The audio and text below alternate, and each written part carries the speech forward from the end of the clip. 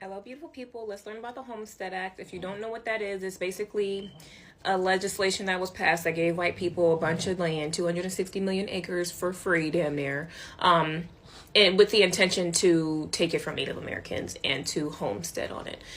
If you haven't been here before, give me a follow. Or if you have, let's get into it.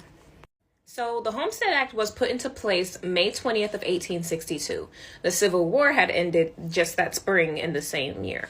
Now the Homestead Act, like I said, gave white people the okay to buy land for pennies, with the intention to build on it because Native Americans owned a lot of territory in the West. Now, of course, the Homestead Act targeted the West because of the white people already established the East. They had their 13 colonies, but they needed more.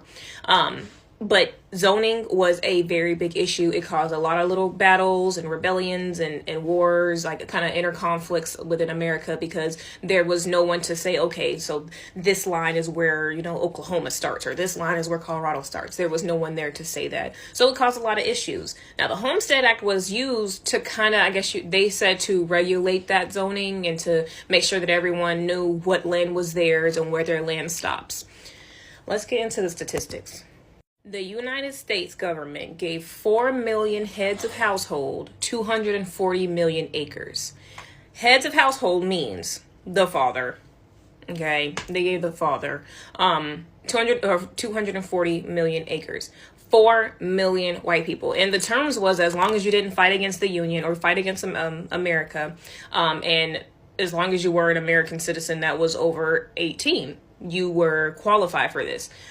And it's not said you could not buy if you were black. Now, in doing research on that, you're going to see that there was, some umpteen black people that did benefit from it, but they bought that land secondhand.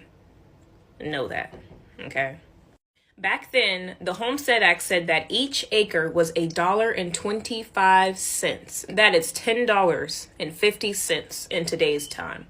An acre today is $17,000. So they were selling it for $1.25. $10. They were selling it for $10.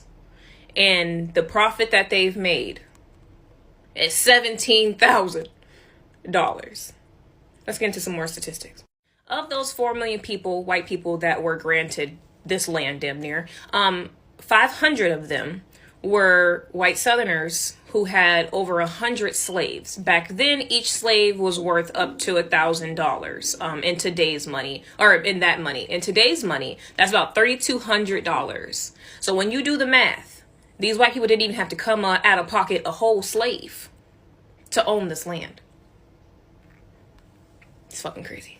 It's also important to note that the average slave owner back in those times only owned up to like 10 slaves. It wasn't like everybody could afford to have hundreds and hundreds of slaves. Only like the really rich white women were able to own hundreds of slaves. We'll go deeper into say why I say white women specifically, because white women were the primary owners of enslaved people back in those times. But this is about the Homestead Act. This is the end of part 1. We're going to go on to part 2.